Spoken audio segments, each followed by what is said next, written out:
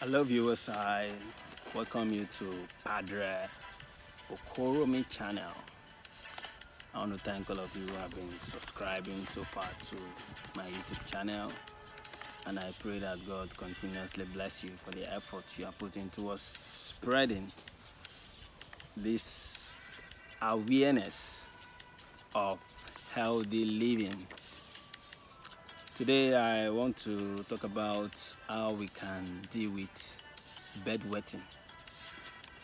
Bedwetting, as I said, bedwetting. Now, what is bedwetting? It's a situation or it's a condition in which urine is being passed out on the body. For instance, when there is the call for to go and urinate, the normal process is to go to a convenient place and do it.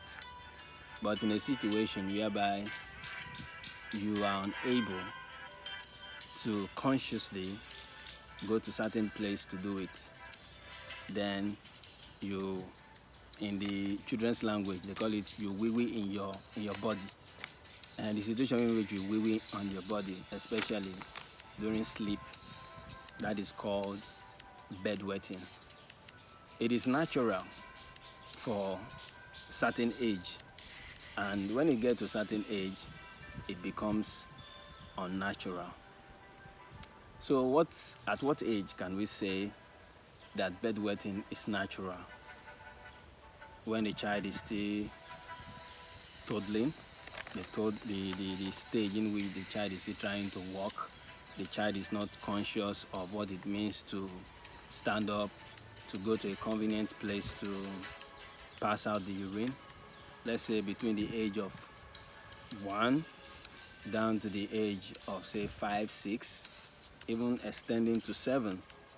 This situation is common, and you can really see this situation really working out. But in a situation whereby at the age of say 11, 12, 13, 14, 15, 16, 17, 18, 19, 20, 21, it becomes abnormal.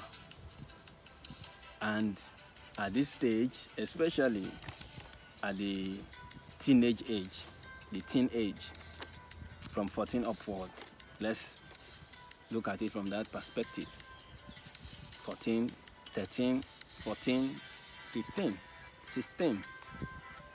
If urinating on the body while sleeping, it becomes a source of concern.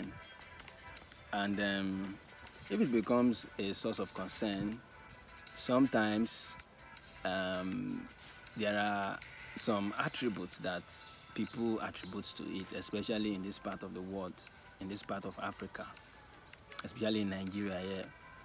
When a situation is like this, the first thing that people consider, or the first thing that comes to people's mind is, oh, this is a spiritual attack, or this is a spiritual problem. But sometimes it is not usually the situation, and it is not usually the case, because there are causes of bedwetting which scientifically can be proven, or which scientifically or biologically there are explanations as to the reason why this happened. But for those who are passing through this, they should not worry themselves too much, because we got therapy to help you out. We got therapy that is going to help you to sort out some of these issues. We got therapy that will help you to control some of this situation.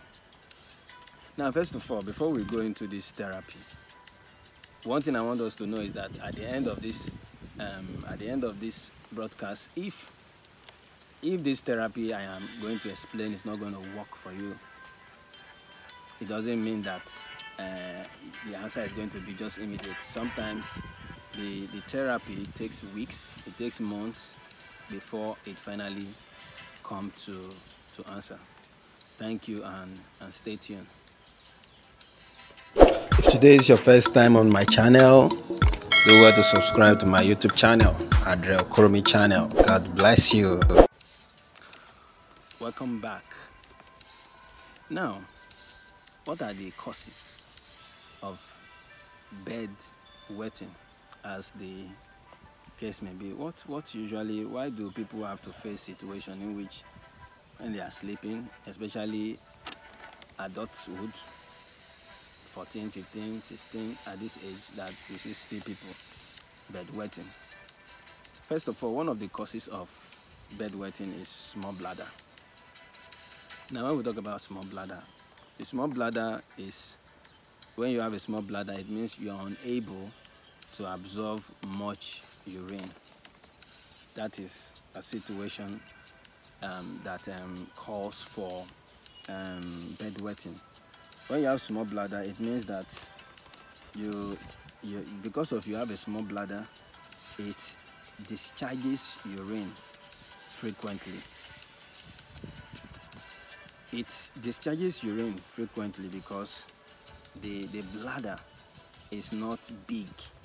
Because when you have big bladder, it can be able to absorb more and more. And because of that is the case, you don't have a big bladder, the sac that absorbs the water, the water waste of the body. Because you don't have that is very big. It is a biological makeup for some persons. But it doesn't mean that because it's a biological makeup for some persons, it cannot be regulated.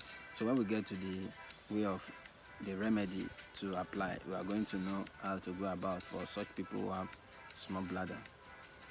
Now, as I said, it is the sac where the urine is stored in the body. If the bladder is not large enough to absorb much urine or liquid, the person is likely to be passing out urine frequently or unconsciously, especially while sleeping.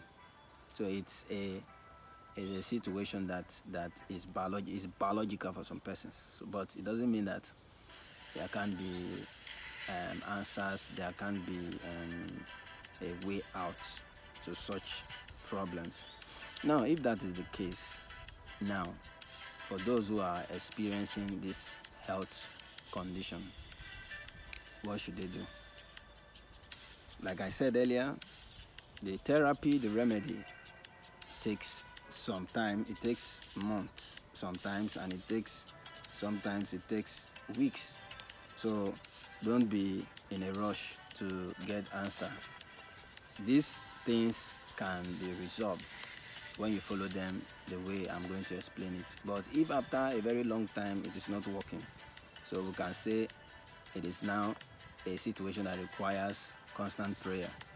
Anyway, there is no health situation that doesn't require prayers, because even the plants that we apply to each illness or sicknesses, there is need for us to apply. There is need for us to apply what is called, there's need for us to pray. Prayer is very, very fundamental. We should pray, but even as we pray, we must not forget also to do the needful. Now, the therapy, let us go to the remedy that can help us to sort out some of these situations, because these are things that occasionally occurs in life. People come to meet you and tell you, oh, somebody is bedwetting at the age of 19, at the age of 20, at the age of 18, somebody is bedwetting. Now, what is really the cause why somebody in such age should be bedwetting? So, first and foremost, one of the remedy is the reduction of liquid food. Yes, you must reduce your intake of liquid food. Very, very important. And reducing the intake of liquid food is not just that throughout the day you're not going to eat something that contains liquid. Let's say you have to make your liquid intake, let's say from 6 p.m. Let your liquid intake, let it be minimal. from 6 p.m. in the evening, let your liquid intake, let it be minimal, because when it is minimal, you can be able to control when you are going to the urine that is going to come out of your body while you are sleeping.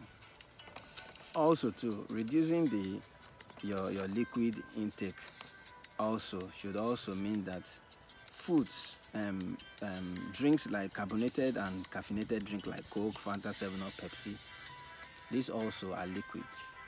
You should also reduce the intake of some of this liquid, especially when it is coming towards the evening time, towards the time that you will go to bed.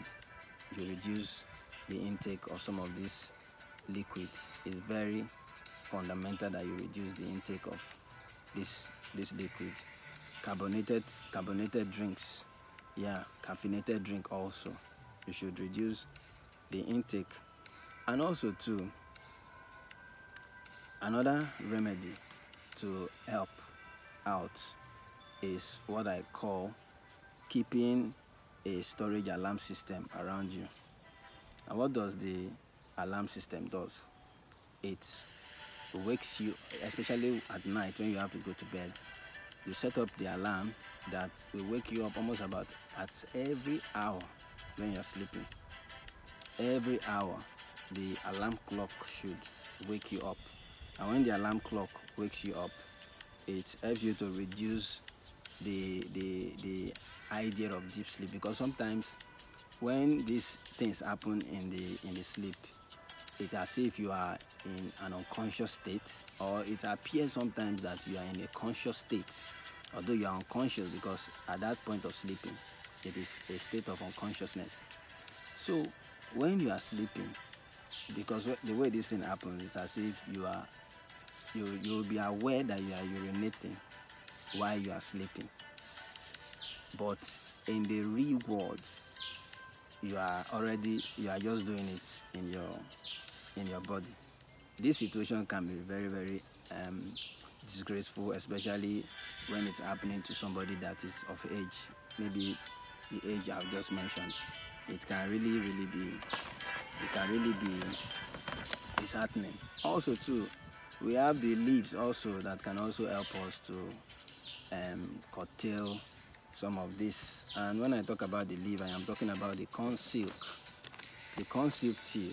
The last explanation I did the last time, which I explained the health benefits of the corn silk.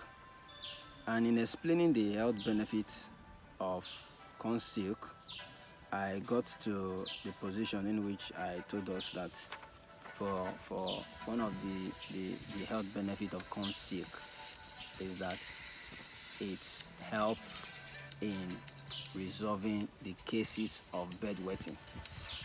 And reducing the cases of bedwetting, it means you have to take it the way it has been. I have explained it. So to get that explanation very well, go to my previous video on the health benefit of the corn silk tea. How you are to use the corn silk tea to help in resolving the issues that are underlining with bedwetting. Also too, another thing that also helps when it comes to bedwetting is that the use of honey also helps. The use of honey also helps in resolving the situation of bedwetting. So how do you go about taking honey to resolve the situation of bedwetting? First of all, you take 2 teaspoons of honey when going to bed. 2 teaspoons of honey before going to bed. It has a way of helping to control the bedwetting that you may experience. So before you go to bed, also take 2 teaspoons.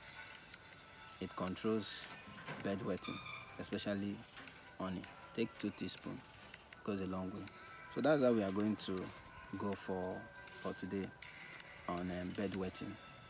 I know this health condition or health situation can be very killing, and it can really put somebody in a state in which you'll be ashamed of yourself. So apply this remedy, and then give it a touch of the therapy, give it a touch of 6 months, try it over and over again. And if nothing positive happens, don't forget also to also pray. If it is a spiritual thing, then the prayer will solve the spiritual aspect. But if it is a physical or a biological makeup, this other aspect will helping resolving it. And if you have further question on how to go about this therapy, do not forget to drop it on the comment section. And if you have enjoyed this broadcast, do not forget to subscribe to my YouTube channel, Padro Chromic channel. God bless you.